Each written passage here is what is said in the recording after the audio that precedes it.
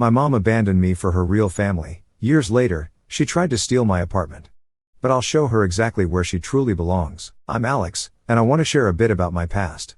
I grew up in this small, creaky house that always smelled of paint and turpentine. It wasn't fancy or anything, just cozy and filled with the kind of warmth you don't really find in a lot of places. My dad inherited his dad's art supply shop when I was just a kid, and even though the business wasn't huge, he put everything into it. Honestly, I loved it.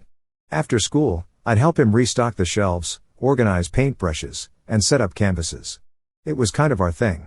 Now, my mom, Stacy, was different. She wasn't into the art stuff at all.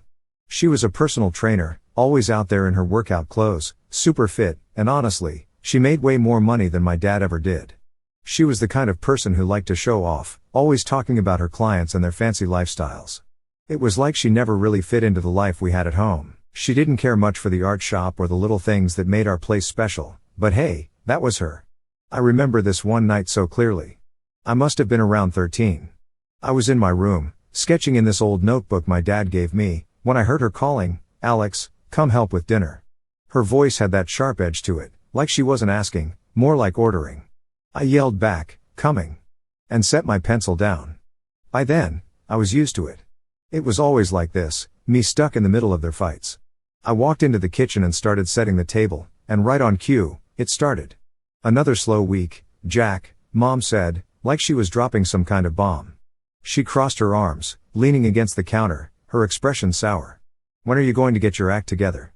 she added, and you could feel the tension in the air. Dad, who was flipping pancakes on the stove, just sighed. "Stacy, not in front of Alex," he mumbled, keeping his eyes on the pan, like if he stared hard enough, he could disappear into it. But she didn't back off. "She should know what a failure her father is," she shot back, her voice like ice. I froze for a second, my hand gripping the edge of the table. It was like this all the time, and I hated it. Mom always belittled Dad, and he just took it, trying to keep the peace. I loved my dad. He was the one who was always there for me, always trying his best to make things work, even when things were rough. But it was like no matter what he did, it wasn't good enough for her. Mom didn't like our life. I could tell. She was always talking about her clients, the ones with fancy cars and huge houses. It was like she resented the small art shop and the house that smelled of paint and old wood. She used to complain about how she was in a life she never wanted, and I guess she took it out on us, mostly Dad, but sometimes me too. "Alex, where's my water?" she snapped, pulling me out of my thoughts. I scrambled to grab a glass and fill it, my hands shaking a little as I set it down in front of her. It wasn't fast enough for her liking, I guess, because she glared at me. "Useless," she muttered under her breath. "Can't even get a simple thing right." Dad tried to step in, like he always did. "Stacy, it's just water. No harm done." But she wasn't having any of it. "You're too soft on her, Jack. No wonder she's growing up just as pathetic as you." I felt my face get hot. I wanted to say something, anything, but what was the point? If I argued, it would just get worse.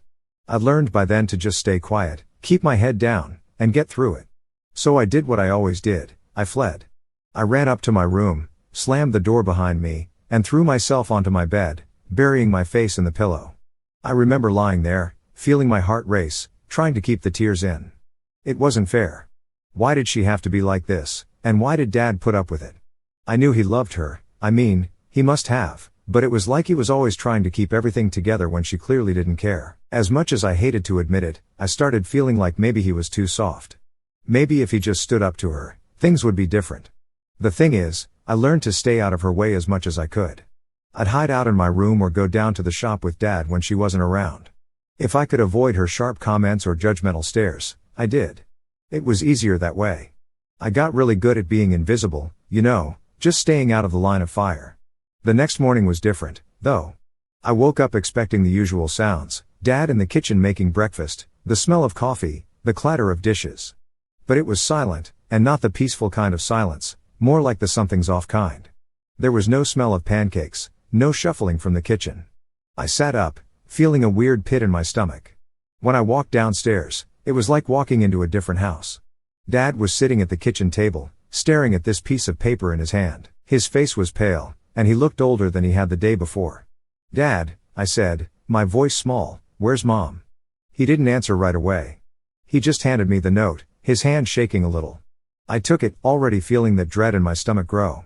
It was written in Mom's neat handwriting, way too neat for what it said. Jack, I can't do this anymore. I'm leaving with Ryan.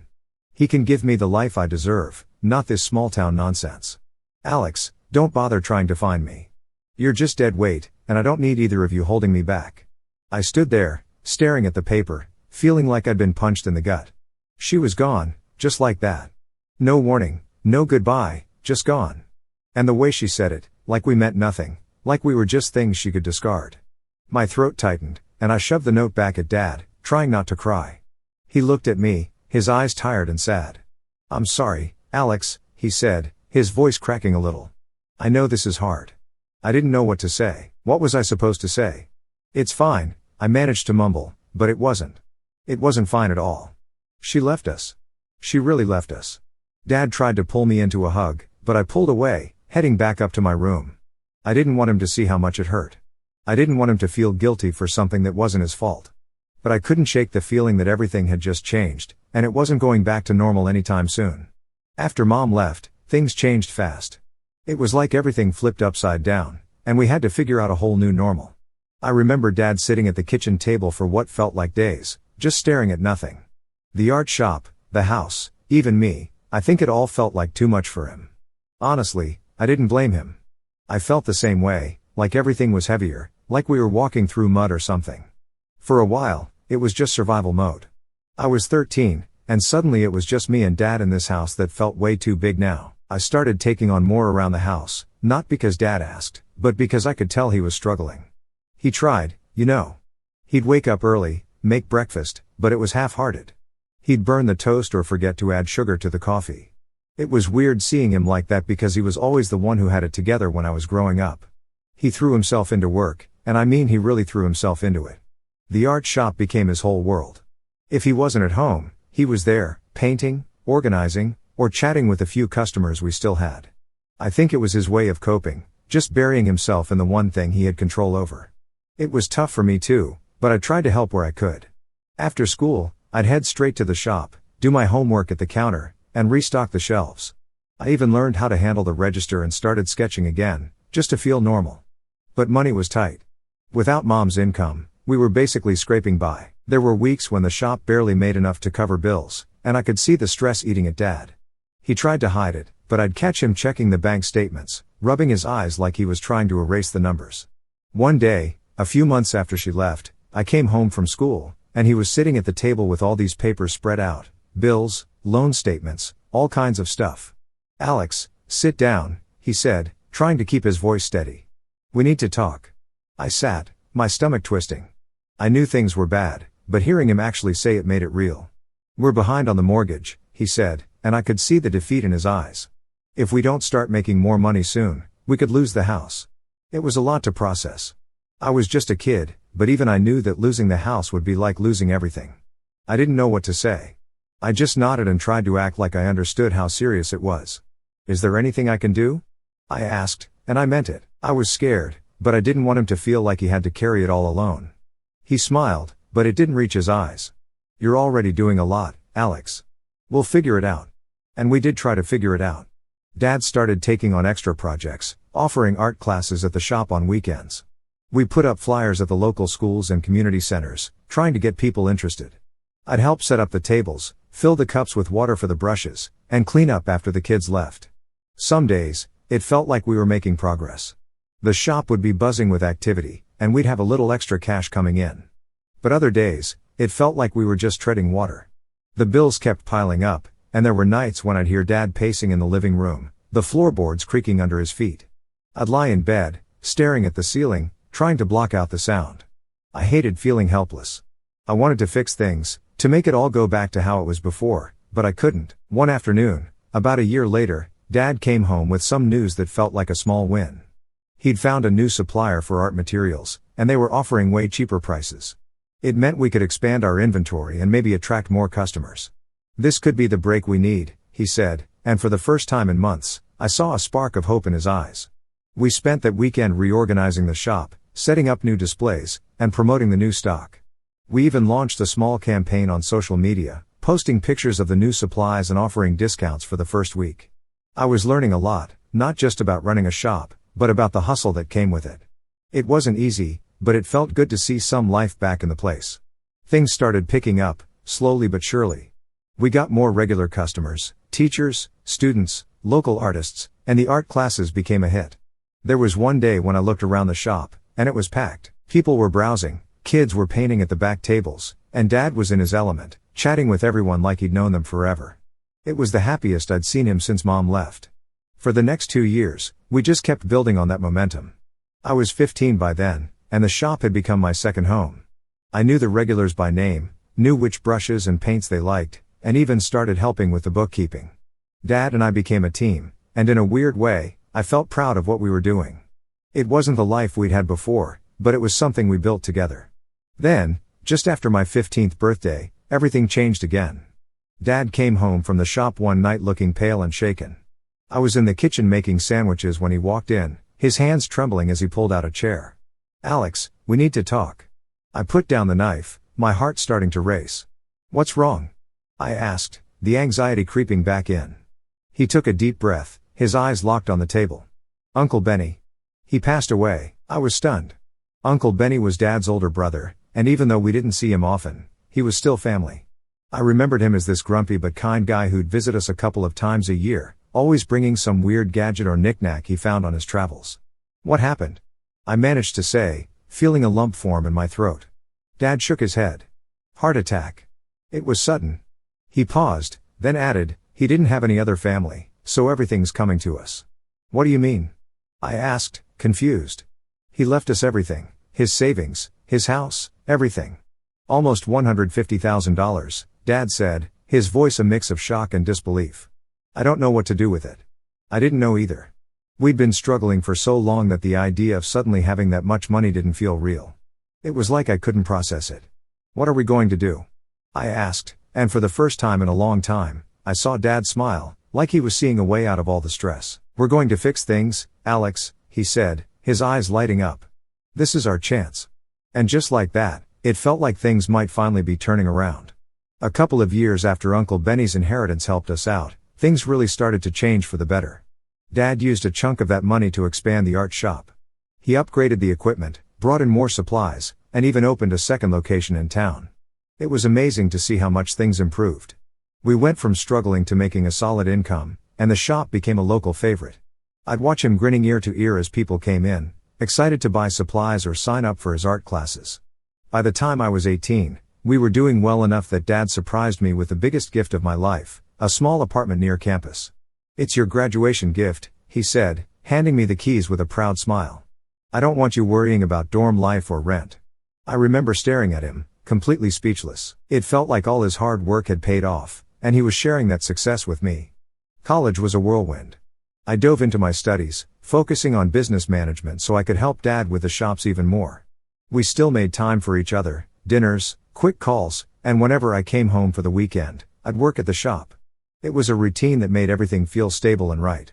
But then, just when it seemed like life couldn't get any better, it all came crashing down. I was in my final semester of college when I got a call from Dad. His voice sounded off, and it instantly put me on edge. "Alex, can you come home this weekend?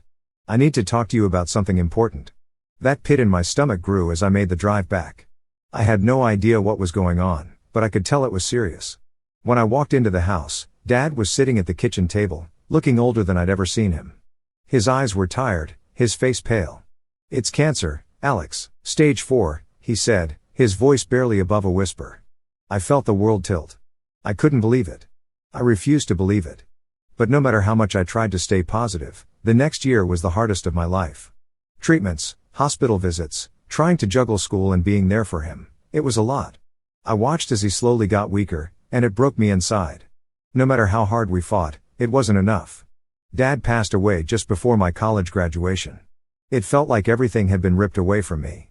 The funeral was a blur of tears and people I barely knew telling me how sorry they were. All I could think about was how unfair it was that he worked so hard, only to be taken away like this. After he passed, I inherited the art shops, the house, and the apartment he'd given me. It felt overwhelming. I was just 22, and suddenly I was running a business and managing properties on my own. It was a lot to handle, and there were days when I felt like I was drowning. But I pushed through. I knew it was what he'd want. I kept the shops running and managed the apartments, trying to honor everything he'd built. Life slowly started to feel normal again. I settled into a routine, work, managing the rentals, and trying to take care of the shops like Dad had. It wasn't easy, but it gave me a sense of purpose. And just when I thought things were finally stabilizing, that's when she showed up. It had been a little over a year since Dad passed when I got a call from an unknown number. I hesitated before picking it up, but curiosity got the better of me. "Alex, it's me, Stacy," the voice said. I froze. My mom, the woman who left me and Dad when I was 13 and never looked back. "I'm back in town," she continued, her voice sounding way too casual for what she was saying. "I'd like to see you if you're willing." I was speechless. For years, I'd heard nothing from her. She abandoned us and didn't even try to reach out when Dad passed away. And now, out of nowhere, she wanted to talk. Part of me wanted to hang up right then and there, but another part, the part of me that remembered being a kid and wishing she'd come back, couldn't help but be curious. "All right," I said, my voice coming out a lot colder than I expected. "Where do we meet?" "Let's meet at Rosie's Cafe tomorrow at noon," she said and hung up before I could say anything else. The next day, I got to the cafe early. I sat there, my leg bouncing up and down as I tried to keep my nerves in check. I told myself not to expect anything, that she was probably just back for something she needed. When she finally walked in, it was like I'd been punched in the gut. She looked older, but she still had that same polished look, like she just came from some business meeting. But what shocked me the most was the kid trailing behind her. He looked about 16, just a couple of years younger than me when she left. My eyes narrowed as they walked over. What was she playing at? "Alex, you look great," she said, smiling like we were long-lost friends. "And this is Max, your brother." "My brother?" I stared at the kid, who gave me an awkward smile. She had a whole new family while Dad and I were struggling to keep things together. She was out there building a new life. I felt a lump form in my throat, but I forced myself to stay calm. "Hi, Max," I said, my voice flat. We sat down, and she started talking like nothing was wrong. She told me about how her relationship with her boyfriend, Ryan, had fallen apart when Max was little, how she moved from place to place, struggling to make ends meet. She said she came back to start fresh and hoped we could reconnect. I listened, but all I could think about was how she never reached out when Dad got sick or even after he passed. She was acting like everything was fine, like the years in between didn't matter. And then she got to the real reason she came back. "I heard you have an apartment now," she said, giving me a hopeful look. "I was wondering if Max and I could stay there for a while. We don't have anywhere else to go, and it would really help us out." I felt my jaw tighten. She wanted me to help her after all these years. I glanced at Max. He looked uncomfortable, and I couldn't blame him. This whole situation was messed up. "I don't know, Mom," I said. "It's been a long time, and you never reached out, not even when Dad was sick," she sighed, her face turning serious. "I know, and I'm sorry, but I'm trying to make things right now. We just need a place to stay until we get back on our feet. I promise it won't be long." I stared at her, trying to decide if she was being genuine or if this was just another one of her schemes. In the end, I looked at Max again. It wasn't his fault that she was like this, and I didn't want him to pay for her mistakes. "Fine," I said, "but only for a few months, and you have to pay for the utilities." Her face lit up, like she just won something. "Thank you, Alex. We'll pay rent too, once we get settled." I nodded, but I couldn't shake the feeling that I was making a huge mistake. As I walked out of the cafe, I knew things were about to get complicated. At first, things were all right. Mom and Max moved into the apartment, and for a couple of weeks, it was quiet. I didn't hear much from them, and I figured they were settling in, trying to get back on their feet like they said they would. Honestly, I was trying to keep my distance. I didn't want to get too involved. I told myself it was the smart thing to do, keeping some space, you know. But then things started to change, little things, but enough for me to notice. Mom would text me out of nowhere, asking about money for groceries or complaining about how the water bill was higher than she expected. I reminded her, "Mom, you're only paying utilities, not rent." She'd always respond with something like, "I know, but it's still tough right now." I'd tell her I understood, but deep down, it bugged me. It felt like the beginning of something I wasn't ready for. One afternoon, she called me while I was at work. "Alex, I need to talk to you," she said, her voice with that edge, the one I remembered from when I was younger, like she was about to ask for something big. I stepped outside and leaned against the building, already feeling the headache coming. "What's up?" "Listen, Max's school is asking for more fees than I thought, and he needs new books. It's just Things are really tight right now. She paused, like she was waiting for me to say something. When I didn't, she added, I was hoping you could help out, just this once. I felt my jaw tighten. Mom, I already gave you the apartment for free. You said you'd handle the utilities. And I appreciate that, I really do, she said, her voice smooth, like she was trying to sell me something. But we're struggling. I'm doing everything I can. It's just a little more help, that's all. I stood there, staring at the sidewalk. I could feel my frustration building up, but I tried to keep it cool. I'll think about it, I mumbled and hung up before she could push any further. A few days later, I decided to drop by the apartment unannounced. I wanted to see how things were going, and honestly, I needed to get a read on the situation. I knocked on the door, and it took a while before Max opened it. He looked surprised to see me, and there was this awkward pause before he stepped aside and let me in. The place was a mess, boxes everywhere, dishes piled up in the sink, and clothes thrown over the couch. It was like they hadn't even tried to settle in properly. Mom came out of one of the bedrooms, looking annoyed. Alex, you should have called first, she said, crossing her arms. I wanted to check in, I said, glancing around. What's going on here? She waved her hand, like it was no big deal. Oh, we're just still unpacking. It's been busy. Her tone was casual, but I could tell she was irritated that I showed up without warning. Mom, it's been over a month. You said this was temporary, remember? I felt the frustration bubbling up again. You're still living here rent-free, and I haven't seen you paying for the utilities yet. She rolled her eyes. I know, Alex. We're working on it, okay? Things are just harder than I expected. I took a deep breath, trying not to lose it. It's not just about the bills, Mom. You need to get serious about moving on. I can't keep covering for you. She glared at me, and for a moment, it felt like I was 13 again, standing in the kitchen while she tore into Dad. I gave up everything for you, she snapped, and this is how you repay me, by making me feel like a burden? I didn't even know what to say. I felt my hands clench into fists, but I forced myself to stay calm. I'm not making you feel anything, Mom. I'm just telling you the truth. She huffed and walked back into the bedroom, slamming the door behind her. Max was still standing there, looking uncomfortable. Sorry, man, he mumbled, staring at the floor. I shook my head. It's not your fault. I felt bad for him.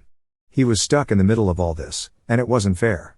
But at the same time, I couldn't just let them walk all over me. After that, things got worse. Mom started spreading stories to the rest of the family, telling them I was being cold-hearted and stingy despite everything she'd done for me. I'd get calls from my aunt, my cousin, even some old family friends, all of them asking why I wasn't helping my mom. It was like she was rallying everyone against me, twisting the story to make herself look like the victim. One night, I got a call from my aunt. She launched into this whole speech about family loyalty and how I should be grateful for everything my mom sacrificed for me. I let her talk for a while, just listening and feeling my blood boil. Aunt Debbie, I finally said, cutting her off, you don't know the whole story. She abandoned us. She left me and Dad when I was a kid. I'm the one who's been picking up the pieces, not her. There was silence on the other end for a moment. That was a long time ago, Alex, she said softly. People change. You should give her another chance. I clenched my jaw, feeling the anger bubbling up. I've given her plenty of chances. She's the same person she's always been, manipulative and selfish. I hung up, feeling more alone than ever. It was like no one remembered what really happened, or they didn't care. And the more she talked, the more everyone seemed to turn against me. Even people I hadn't seen in years were suddenly reaching out, acting like they knew what was going on when they didn't have a clue. The final straw came when I saw a post on Facebook. Mom had written this long status about how I was refusing to support her and Max, about how she was struggling to get back on her feet and that I was heartless. The comments flooded in, all these people backing her up, saying things like, how could she do that to her own mother, and family comes first, no matter what. I felt my stomach drop as I read the comments. These people had no idea what really happened, but they were quick to judge. It felt like everyone was against me, and there was nothing I could do to change their minds. Later that week, I got an email about unpaid utilities. She hadn't paid a single bill since she moved in. I was done. I grabbed my phone and called her. Mom, we need to talk about the bills. You agreed to pay for the utilities, and you haven't paid anything, she sighed loudly, like I was being unreasonable. Oh, Alex, come on. You've got plenty of money from the shop. Can't you just cover it? I felt my grip tighten on the phone. That's not the point, and you know it. We had an agreement. Agreements change, she said, like it was no big deal. You should be helping your family, not keeping score. I couldn't take it anymore. I've helped you enough. You need to figure things out, or you're going to have to leave. She laughed, this bitter, humorless laugh. Go ahead and try, Alex. See how far that gets you. I hung up, my hands shaking. I knew then that I'd have to take things further. She wasn't going to leave on her own, and I wasn't going to let her drag me down with her. After that call with Mom, I knew I couldn't let things go on the way they were. It was clear she wasn't going to change, and if I kept letting her stay, I'd just be giving her more opportunities to mess things up for me. I spent the next few days researching my options, trying to figure out how to evict her legally. I was done with her games, and I was done letting her walk all over me. I booked an appointment with a lawyer. When I walked into his office, I felt this mix of nerves and relief. I'd never done anything like this before, and it felt weird, like I was betraying my own family. But at the same time, I knew I didn't have a choice. I couldn't keep letting her make me the bad guy while she took advantage of everything I'd worked for. The lawyer, Mr. Johnson, was a straightforward kind of guy. I told him the whole story, and he didn't seem surprised at all. You've got every right to evict her, he said, flipping through the notes he took. Especially since she's not paying rent and has no formal lease agreement. She's considered a guest at this point. I felt a small weight lift off my shoulders. So what do I need to do? I asked, leaning forward. He handed me a form. This is the eviction notice. You give her this, and she has 30 days to vacate the apartment. If she doesn't leave, we'll go through the court system to get her out. It sounded simple enough, but I knew it wouldn't be. Mom wasn't the type to just pack up and leave because someone told her to. Still, it was a start, and it was more than I'd had before. That weekend, I drove over to the apartment with the notice in hand. I tried to keep my nerves in check, but I could feel my heart pounding in my chest. This was it. Either she'd accept it and go quietly, or things were about to get even messier. When I knocked on the door, Max answered again. Hey, Alex, he said, his face all cautious. What's up? Is Mom home? I asked, keeping my voice as calm as I could. He nodded and stepped aside. I walked in, and there she was, sitting on the couch like she didn't have a care in the world. When she saw me, she raised an eyebrow. Oh, it's you. What, no heads up again? I ignored her comment and pulled out the eviction notice. We need to talk. Her eyes narrowed. What's that? It's an eviction notice, I said, holding it out to her. You have 30 days to move out. The room went silent for a second. I thought she might actually take it, but then she scoffed, crossing her arms. You're kicking your own mother out after everything I've done for you? I took a deep breath, trying to keep my voice steady. You haven't paid the bills, you've lied to everyone about me, and you've made no effort to get back on your feet like you promised. I can't keep supporting you like this. She glared at me, her face twisting in anger. This is how you repay me, by throwing me and Max out on the street? It's not my job to support you, Mom, I said, feeling the frustration build up. You made your choices. Now you need to deal with them. She stood up, and I could see the fury in her eyes. You think you're so high and mighty now, don't you? Just because you have a little money and some property, you think you're better than us? I shook my head. This isn't about that. This is about you taking advantage of me. She snatched the paper from my hand, crumpling it up. Fine, she snapped, but don't think this is over. You'll regret this, Alex. I didn't respond. I just turned and walked out, my hands shaking as I reached for the door. As I left, I caught Max's eye. He looked so uncomfortable, like he wanted to say something but couldn't. I felt bad for him, but there was nothing I could do. This wasn't his fight, it was between me and her. Over the next few weeks, things got worse. Mom doubled down, going around telling anyone who would listen that I was kicking her out on the street and abandoning my family. She made it sound like I was some heartless monster who didn't care about anyone but myself. It hurt, seeing the comments and the messages from people who believed her, but I tried to push it out of my mind. I knew the truth, and I had to stay focused. With the eviction notice served, I started getting updates from Mr. Johnson about the next steps. It was a waiting game now, just counting down the days. But then the phone calls started. Every couple of days, Mom would call, either begging me to reconsider or angrily accusing me of turning my back on her. One day, she left a voicemail that said, "If you think you can just get rid of me, you've got another thing coming. You don't know what I'm capable of." I deleted the message, but the threat hung in my mind. I didn't know if she was serious or just trying to scare me, but it worked. I felt on edge, like something bad was around the corner. 2 weeks in, I got a call from Mr. Johnson again. "Alex, she's trying to fight the eviction," he said. "She's claiming you promised her the apartment and that she's entitled to stay." I felt my stomach drop. Can she do that? It's unlikely she'll win, he said, trying to sound reassuring, but it means we'll have to go to court. Great, I thought, just what I needed, more drama. But I knew I couldn't back down now. If I let her stay, she'd never leave, and things would only get worse. I agreed to move forward with the court process, even though the thought of facing her in court made my head spin. The day of the hearing finally arrived. I felt like my insides were twisting into knots as I walked into the courtroom. Mom and Max were already there. She looked upset, all red-eyed and teary, like she was trying to play the victim. Max just looked miserable, and I felt bad for him, but I had to remind myself that this wasn't about him. The hearing wasn't long, but it felt like hours. Mom put on this whole act about how she was struggling, how she was just trying to reconnect with her family and build a life for her and Max. She even cried a few times, and I could see some people in the courtroom giving her sympathetic looks. But then it was my turn. My lawyer laid out the facts, how she hadn't paid anything, how she'd agreed to the terms, and how she'd been spreading lies about me to family and friends. I watched as the judge's expression went from neutral to annoyed. He wasn't buying her act. In the end, the judge ruled in my favor.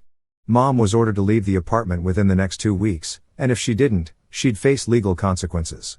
I felt a rush of relief but also a heaviness. I'd won, but it didn't feel like a victory. As we left the courtroom, I caught up with Max.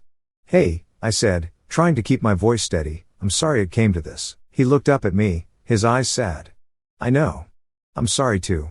He paused, then added, "I wish things were different." "Me too," I said. "If you ever need anything, you know how to reach me." He nodded, and we parted ways. As I walked to my car, I felt the weight lift a little. It wasn't over, but it was a step in the right direction. Maybe now I could finally start to move on.